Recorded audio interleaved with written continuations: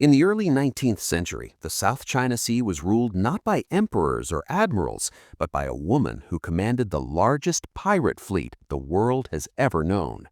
Her name was Qing Shi, and at the height of her power, she controlled over 1,800 vessels and commanded 80,000 pirates.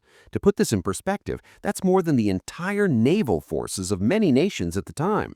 She didn't just challenge the Qing dynasty, she forced them to negotiate on her terms. This is the story of how a former courtesan became the most powerful pirate in history. Our story begins in 1775 in Guangdong Province, China. The girl who would become Qing Shi was born into poverty, her original name lost to history. What we do know is that by her early 20s, she was working on a floating brothel, a flower boat as they were called, serving the sailors, merchants, and pirates who passed through the Pearl River Delta. The flower boats were essentially entertainment venues. Women there lived in a kind of legal limbo, not quite enslaved, not quite free. But these women were often educated, skilled in arts and conversation. They heard everything: trade routes, naval movements, political gossip. Qing Shi was learning, always learning. In 1801, everything changed. The pirate captain Chang Ai boarded her flower boat. Chang Ai came from a family of pirates. His operations spanned the South China Sea, raiding merchant vessels and coastal towns. But he wasn't just looking for entertainment that night. He was looking for a wife. According to legend, Qing Shi agreed to marry Chang Ai, but only on one condition. She would be an equal partner in the pirate business. She didn't want to be a pirate's wife. She wanted to be a pirate captain. Remarkably, he agreed. This negotiation tells us everything about Qing Shi's character. She understood leverage. She was about to enter one of the most male-dominated, violent professions in the world, and she demanded equality from the start. That takes extraordinary vision and courage. Together, Chang Ai and Qing Shi spent 6 years building an empire. They didn't just raid randomly, they created a confederation. By uniting rival pirate gangs under a single banner, they created the Red Flag Fleet, the most formidable pirate organization in Chinese history. The fleet was divided into 6 squadrons, each identified by colored flags: red, black, white, blue, yellow, and green. The Red Flag Squadron was the largest and most powerful, commanded by Chang Ai himself. These weren't just raiders, they were naval power that controlled trade routes and extracted protection money from coastal villages and merchant ships. What Chang Ai and Qing Shi created was essentially a maritime state. They had taxes, territories, and rules of engagement. Merchant ships could purchase safe passage certificates. Villages could pay protection fees. It was organized crime on a massive scale, but it was organized. But in November 1807, disaster struck. Chang Ai died suddenly, possibly in a typhoon, possibly in battle.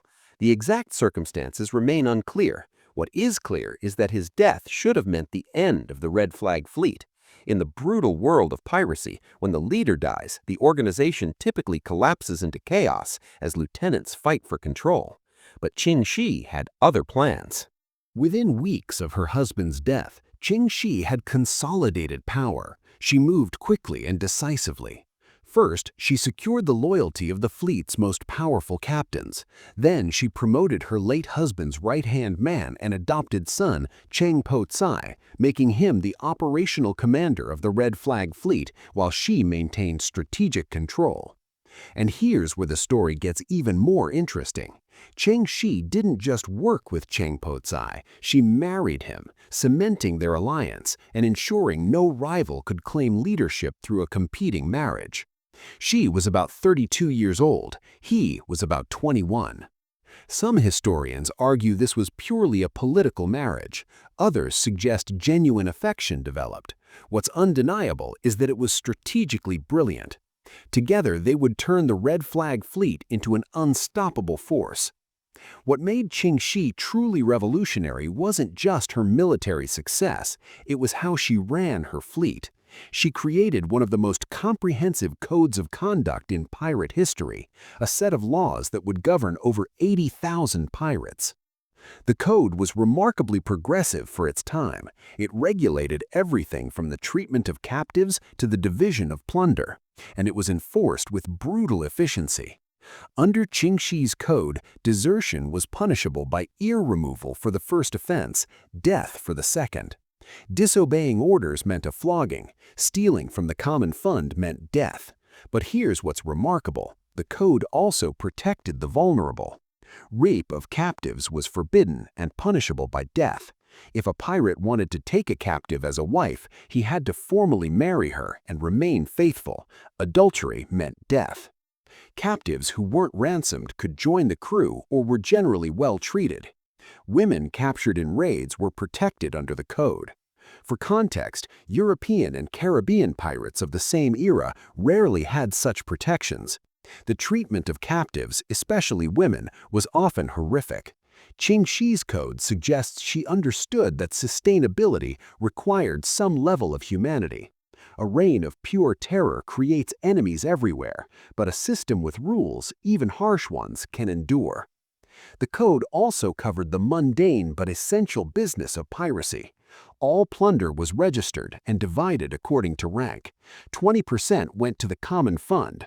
Individuals who found valuable items could keep a portion but had to report the rest. Pirates who wanted to take shore leave had to apply for permission. What Qing Shi created was a military bureaucracy. That might sound contradictory. Pirates are supposed to be all about freedom, right? But successful pirates have always needed discipline. Qing Shi just took it further than anyone before or since. By 1809, Qing Shi's fleet controlled virtually all trade along the Chinese coast. The Qing dynasty, already weakened by corruption and internal strife, faced a humiliating reality. They couldn't defeat a pirate queen. The Qing sent their imperial navy to crush the Red Flag fleet. It was a disaster. In battle after battle, Qing Shi's captains outmaneuvered and defeated government forces. Her pirates used their superior knowledge of coastal waters, elaborate signal systems, and coordinated tactics that the rigid imperial navy couldn't match. The imperial navy was larger on paper, but they were fighting on Qing Shi's terms, in waters she controlled. Her captains had been fighting together for years. They knew these channels and islands intimately. The government forces were often conscripted sailors commanded by bureaucrats who'd bought their positions. It wasn't a fair fight. In desperation, the Qing turned to European help. Portuguese and Qing forces launched joint operations, but even this wasn't enough. Qing Shi simply avoided major confrontations, focusing on raiding and harassment while her fleet remained intact. The economic impact was devastating for the empire. Trade was strangled, coastal provinces were in chaos, tax revenues plummeted. The Qing faced a choice: continue a war they couldn't win or negotiate. Think about what this means. The Qing dynasty had ruled China since 1644. They had conquered one of the largest empires in world history, and now they were being forced to negotiate with pirates, with a woman who had been a sex worker just years earlier. The humiliation was immense. In 1810, after years of stalemate, the Qing sent an official to negotiate with Qing Shi, not to demand her surrender, to negotiate. The negotiations between Qing Shi and the Qing dynasty lasted months, and what emerged was one of the most remarkable deals in pirate history. Qing Shi didn't just demand amnesty, she negotiated the terms of her entire fleet's integration into Chinese society. She was thinking about long-term survival, not just her own, but for thousands of her followers. Here's what she secured: full amnesty for herself and 17,318 of her pirates, retention of a personal fleet of 200 junks under her command, official positions in the imperial military for her top captains. Chung Po Chai was made a lieutenant in the Qing Navy, and for herself, she kept all of her wealth and received a noble title and government pension. In April 2010, Qing Shi officially surrendered, but it was unlike any pirate surrender in history. She walked away wealthy, powerful, and free. To understand how unprecedented this was, compare it to other famous pirates. Blackbeard was killed and beheaded. Captain Kidd was hanged. Anne Bonny and Mary Read were captured and imprisoned.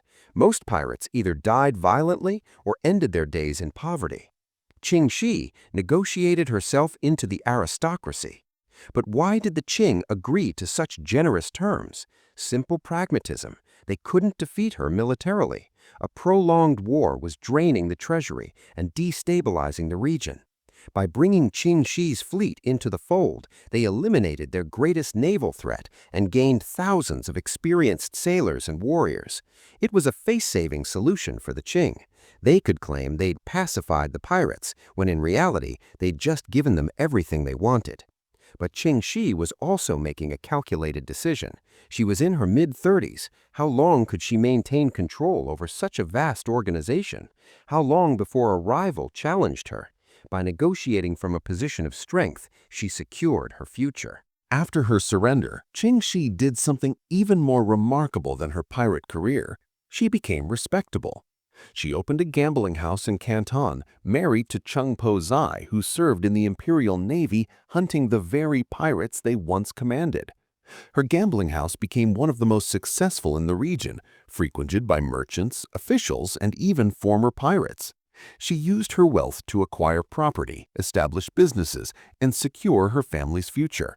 She had at least one son, possibly more children, and by all accounts lived a comfortable, prosperous life. The former pirate queen became a businesswoman, a property owner, a respectable member of society. She attended social functions. She probably had tea with the same officials whose ships she'd once plundered. The transformation is almost unbelievable. Qing Shi lived into her 60s, dying peacefully around 1844. She saw the First Opium War, the beginning of European colonization of China, and massive social changes. But she died in her bed, surrounded by family, wealthy and secure. In a profession where violent death was almost inevitable, where most pirates died young and poor, Qing Shi lived a long, prosperous life. She beat the odds in every possible way. So why isn't Qing Shi more famous? Why do more people know about Blackbeard or Captain Kidd when her fleet was larger and more powerful than any Caribbean pirate could dream of? Part of it is simply Western-centric history. European and American histories focus on European and American pirates. Part of it is the language barrier. Most of the primary sources about Qing Shi are in Chinese. But part of it is also gender. History has often been uncomfortable with powerful women, especially women who succeeded through violence and intimidation. Qing Shi's story challenges our narratives. She was a sex worker who became a military commander, a woman who commanded men through force of will and strategic brilliance, a pirate who retired peacefully and wealthy. None of these fit the stories we usually tell about women in history or about pirates. In recent years, there's been a resurgence in interest in Qing Shi. Academic studies, popular histories, even fictionalized versions in movies and television. People are recognizing that her story is not just fascinating, it's important. It shows us that leadership, strategic thinking, and power are not gendered traits. But perhaps the most important part of Qing Shi's legacy is what it tells us about negotiation and strategic thinking. She understood something that many powerful people fail to grasp.